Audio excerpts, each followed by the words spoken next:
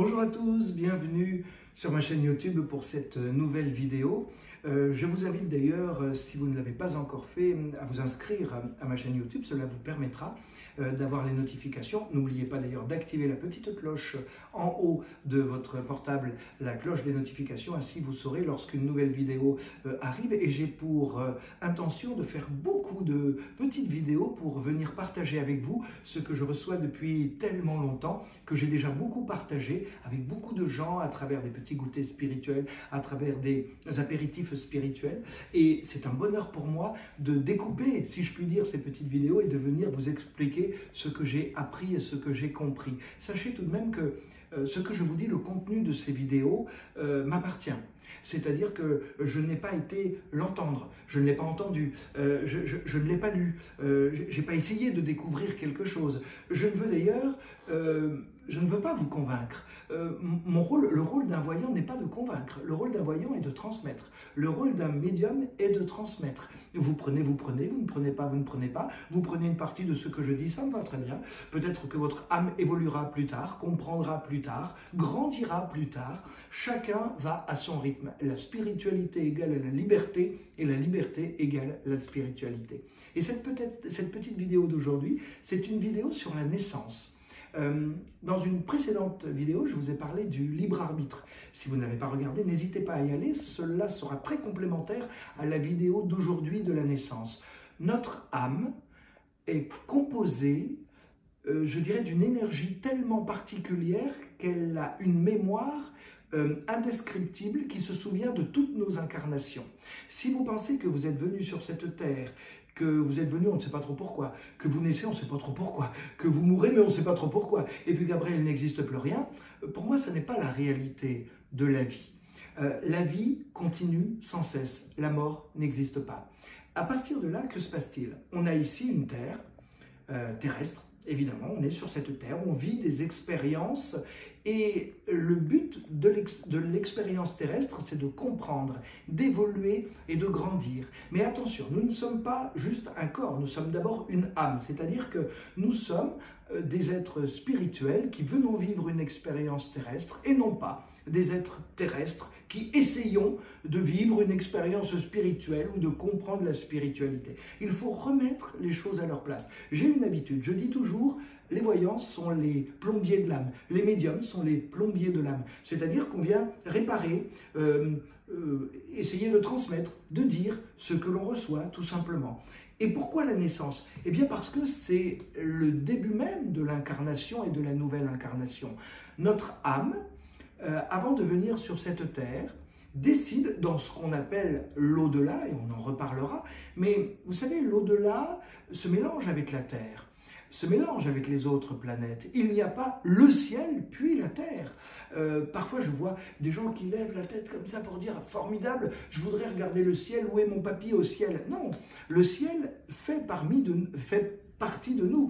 Et essayez simplement de comprendre que, par exemple, quand vous regardez la télévision, vous avez une multitude de chaînes qui existent. Mais vous ne regardez qu'une seule chaîne. Est-ce que pour autant les autres chaînes cessent d'émettre parce que vous ne les regardez pas? Non.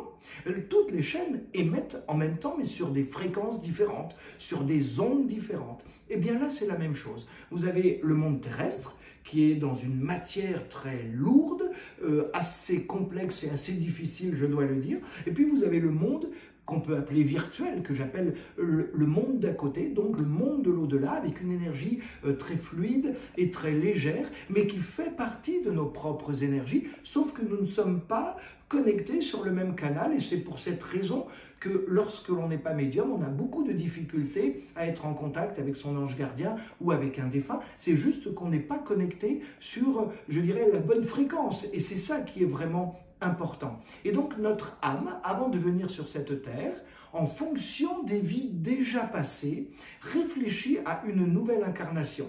Et pour cela, on va d'abord se choisir un corps humain. Bon, eh bien oui, parce que notre corps humain nous façonne tout de même. Et aujourd'hui, l'apparence, me semble-t-il, est quand même très important sur cette terre. Donc on va se façonner et se décider d'un corps humain. Mais surtout, on va décider dans quelle famille on va venir. Quels parents nous allons avoir dans notre nouvelle incarnation. Parfois, je le sais, certains d'entre vous vont se dire « Non, c'est pas possible, j'ai pas pu choisir mes parents ». Ou au contraire, d'autres vont se dire « Mais oui, bien sûr, mais je comprends tout de suite pourquoi j'ai choisi mes parents ». En fait, ce n'est pas parce que vous êtes bien avec vos parents ou que vous n'êtes pas bien avec vos parents que cela va changer le fait de les avoir choisis. Si vous choisissez telle ou telle âme pour être vos parents, c'est que ces âmes-là font partie de ce qu'on appelle votre groupe d'âmes. C'est que vous avez déjà vécu des choses ensemble dans vos incarnations passées, que les chapitres ne sont pas clôturés, que vous n'avez pas terminé de vivre ce que vous aviez à vivre et vous revenez inlassablement de vie en vie, sur Terre tout d'abord, pour expérimenter et pour comprendre. Et donc vous allez choisir ses parents. Et puis vous allez choisir votre incarnation avec vos épreuves, avec les amis qui vont être les autres, et puis aussi vous allez choisir votre propre évolution.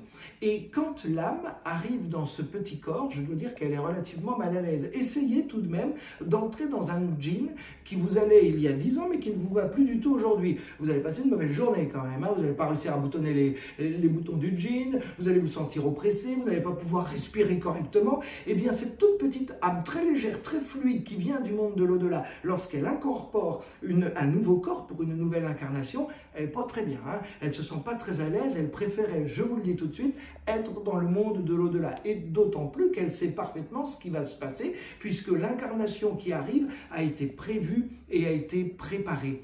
Et puis cette âme, elle va faire sans cesse des allers-retours avec le monde de l'au-delà jusqu'à ses 5-6 ans. C'est pour cette raison que, en gros, hein, tous les enfants jusqu'à l'âge de 5-6 ans sont médiums ou en tout cas ont une intuition très forte et très développée. Ensuite, petit à petit, le voile se met devant le corps. Tout d'abord parce qu'on reçoit une éducation sur Terre, elle est uniquement terrestre et donc forcément elle nous éloigne de notre guide, des défunts, du monde spirituel, c'est-à-dire de la réalité même de la vie, disons-le sous cette forme-là. Et ensuite, nous ne devons pas voir les choses que nous avons prévues pour nous-mêmes, car imaginez un seul instant qu'en grandissant, vous sachiez exactement ce qui va se produire pour vous, dans les moindres détails. Forcément, vous n'allez pas vivre de la même façon ces événements. Alors, le ciel, le monde de l'au-delà, a mis les médiums sur votre route pour vous aider, mais de façon parcellaire, c'est-à-dire que les médiums, les voyants, vont vous donner des indications, des précisions sur tel événement, sur tel autre événement. Mais un voyant ou un médium ne va pas vous donner toute votre vie, jour après jour, heure après heure, avec toutes vos rencontres, avec toutes vos épreuves. Non, parce que sinon, bien sûr, vous ne pourriez plus vivre correctement cette incarnation et surtout, vous ne seriez plus en mode évolutif, car si on sait ce qui va se passer, forcément, l'évolution n'est pas la même. Regardez, si vous regardez un film, si vous l'avez déjà vu 10 fois, 20 fois, 30 fois, vous pouvez prendre plaisir, bien sûr, au cours du film. Mais enfin, ça gâche un peu le plaisir tout de même de connaître la fin du film. Eh bien, pour une incarnation, c'est la même chose. Il faut que chaque jour soit aussi une surprise. Je dirais que c'est la beauté de la vie et c'est ce qui me semble être la vertu même spirituelle de chaque incarnation.